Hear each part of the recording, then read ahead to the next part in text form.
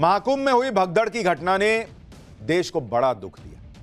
हर तरफ इसकी बात हो रही थी, लेकिन कल की घटना मोदी और योगी और उनके प्रशासन का ही चैलेंज नहीं था कि वो कैसे इससे उबरेंगे, कैसे आगे बढ़ेंगे, बल्कि सनातन की आस्था और विश्वास का भी एक टेस्ट था कि क्या लोग अब महाकुंभ जाएंगे भी या नहीं जाएंगे। इन दोनों टेस्ट का रिजल्ट 24 घंटे के अंदर आ चुका है और आज दोनों के बारे में आपको विस्तार से बताऊं। प्रयागराज महाकुंभ में कल के हादसे के बाद से लोगों में बहुत बेचैनी थी।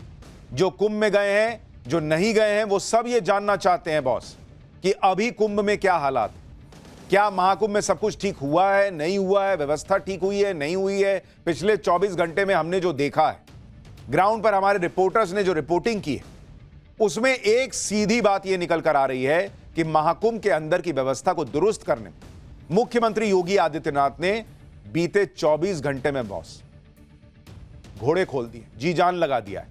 योगी ने उन सभी लूज पॉइंट्स को टाइट किया है जिससे कोई भी बदइंतजामी की नौबत ना आने पाए। बॉस एक बात तो आपको माननी पड़ेगी, जो एक घटना हुई वो भी नहीं होनी चाहिए, किसी एक की भी जान नहीं जानी चाहिए थी।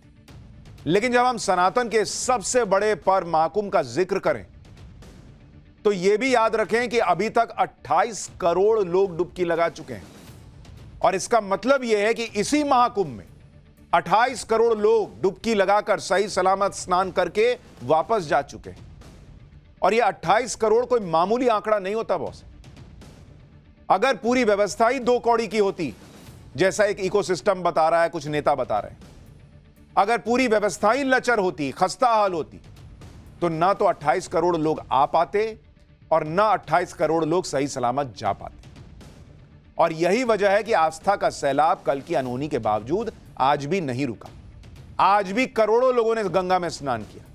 कहीं कोई घटना नहीं हुई, कहीं कोई अफरा तफरी नहीं, कोई अराजकता नहीं, कोई बवाल नहीं, कुछ नहीं हुआ बॉस। आज सीएम योगी ने रियल टाइम मॉनिटरिंग करके और 5 बड़े फैसले लेकर महाकुंभ में सब कंट्रोल में कर दिया। ये 5 बड़े फैसले कौन से थे, महाकुंभ के अंदर आज क्या हाल रहा और रातों रात महाकुंभ में रॉकेट की गति से क्या क्या बदला गया, वो सब आपको बताऊं। लेकिन एक बात यह भी है कि चुनौतियां अभी खत्म नहीं हुई। सीएम योगी बड़े फैसले तो ले रहे हैं, नरेंद्र मोदी नजर रख रहे हैं, लेकिन उनके सामने 5 नए चैलेंज भी आकर खड़े हो गए। पहली चुनौती, मौनी अमावस्या पर महाकुंभ में जो भीड़ जुटी थी वो गंगा स्नान के बाद सुरक्षित अपने घर पहुंच जाए। यह भी एक चुनौती है आज की डेट में बॉस। दूसरी चुनौती, महाकुंभ में भीड़ को कंट्रोल करने के लिए जिन लोगों को मेला क्षेत्र के बाहर या प्रयागराज के बाहर रोका गया है, उन्हें परेशानी ना हो क्योंकि वो घंटों जाम में फंसे हैं। उसको कैसे निपटना है, उसको कैसे ठीक करना है, यह भी एक चैलेंज। तीसरी चुनौती, कई लोगों का दावा है कि कल की भगदड़ के बाद उनके अपने लापता हैं, उनके बारे में जानकारी जुटानी पड़ेगी, उन्हें उनके अपनों से मिलाना पड़ेगा, उस पर भी रिपोर्ट दिखाऊंगा। चौथी चुनौती, मौनी अमावस्या की तरह 3 फरवरी को बसंत पंचमी पर अगले अमृत स्नान पर भारी भीड़ जुटेगी। इसका मैनेजमेंट करना अपने आप में एक और चैलेंज होगा। पांचवी चुनौती, महाकुंभ में कल की अनहोनी पर इस वक्त जो राजनीति हो रही है, जो भ्रम फैलाया जा रहा है, उससे भी निपटना योगी आदित्यनाथ के लिए एक बड़ा चैलेंज बन गया है। क्योंकि एक इकोसिस्टम ऐसा माहौल बना रहा है कि महाकुंभ की तरफ जो लोग जा रहे हैं उनके पैर अपने आप रुक जाएं। सीएम योगी की इन चुनौतियों के बारे में हम आपको आगे पाठशाला में बताएंगे। उन्होंने क्या तैयारी की है इससे निपटने की, यह भी बताऊंगा। लेकिन पहले आज महाकुंभ में क्या हालात थे उसके बारे में बताता हूं, क्योंकि कल की घटना के बाद बहुत सारे लोगों के मन में बेचैनी थी, कई शंकाएं थी कि बॉस आज सब ठीक होगा भी या नहीं होगा। लेकिन आज महाकुंभ के अंदर जो तस्वीरें दिखी, उसने सारी शंकाओं और बेचैनी के बीच राहत देने का काम किया। मौनी अमावस्या पर हुए हादसे के बाद भी करोड़ों लोगों ने आज संगम में पवित्र स्नान किया, जबकि आज ठंड बढ़ी हुई थी, लेकिन लोग गर्मजोशी से भरे हुए थे। देखिए ना कैसे कोहरा है, ठंड रोकने वाला है, लोग पहुंचे जा रहे थे आज भी स्नान के लिए। महाकुंभ में 10 लाख कल्पवासी मौजूद हैं। कल्पवासी 1 महीने तक कल्पवास करते हैं। आज 1 करोड़ 15 लाख भक्त महाकुंभ आए। 1 करोड़ 25 लाख लोगों ने स्नान किया है, जिसमें 10 लाख कल्पवासी और 1 करोड़ 15 लाख जो आए वो सब मिला के। और अब तक करीब 28 करोड़ लोग स्नान कर चुके हैं। आज सुबह महाकुंभ में भयंकर कोहरा भी था, 100 मीटर दूर तक भी दिखाई ठीक से नहीं दे रहा था। उसके बावजूद श्रद्धालुओं के जोश में कोई कमी नहीं आई। अपने अपने मन में संगम में स्नान की भावना लिए लोग आ रहे थे। स्नान करके जा रहे थे। लोगों को विश्वास था कि वहां कोई अव्यवस्था नहीं होगी। लोगों को यह विश्वास था कि मोदी योगी ने जो व्यवस्था कर रखी है, जिसकी वजह से 28 करोड़ लोग संगम में स्नान करके सही सलामत लौटे हैं, वो व्यवस्था उनके भी काम आएगी। सुनिए संगम स्नान के बाद लोगों ने क्या कहा और संगम नोज पर किस तरह से प्रशासन ने भीड़ को आज मैनेज किया।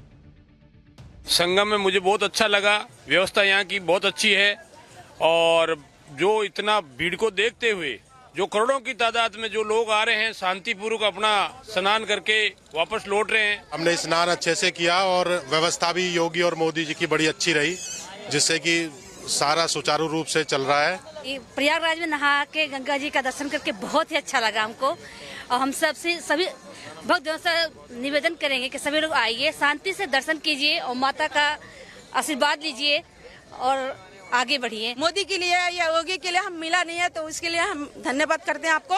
और हम सबको बताना चाहते हैं, आप करते हैं, लोग बुरा बोल रहे हैं, बोलने दीजिए। जो आप लोग कर रहे हैं करते रहिए और अच्छा कर रहे हैं, बहुत अच्छा कर रहे हैं। मोदी योगी जी ने बहुत अच्छा लगा मेरे को नया संगम में नहाकर और बहुत बढ़िया। इस वक्त आपके टेलीविजन स्क्रीन पर जिसमें आप देख पा रहे हैं कि लोग बहुत ही बड़ी संख्या में अभी भी उसी तरीके से मौजूद हैं। ऐसा नहीं है कि लोगों की संख्या में कमी आई हो या फिर लोगों को रोका गया हो। लोग यहाँ पहुंचे जा रहे हैं और स्नान करके वापस जा रहे हैं, बस उन्हें रुकने नहीं दिया जा रहा।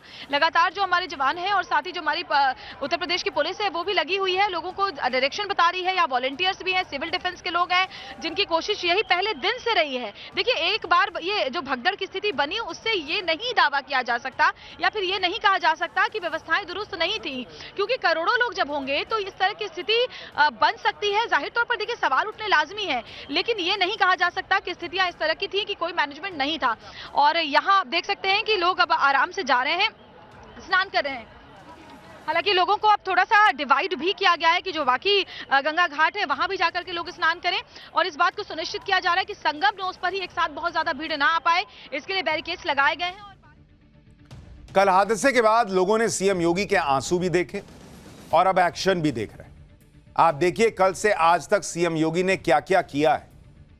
कल रात ही सीएम योगी ने महाकुंभ में भीड़ के मैनेजमेंट को लेकर 5 बड़े बदलाव का ऐलान कर दिया था। उसके बाद महाकुंभ की तैयारियों को लेकर रात में एक विशेष बैठक की।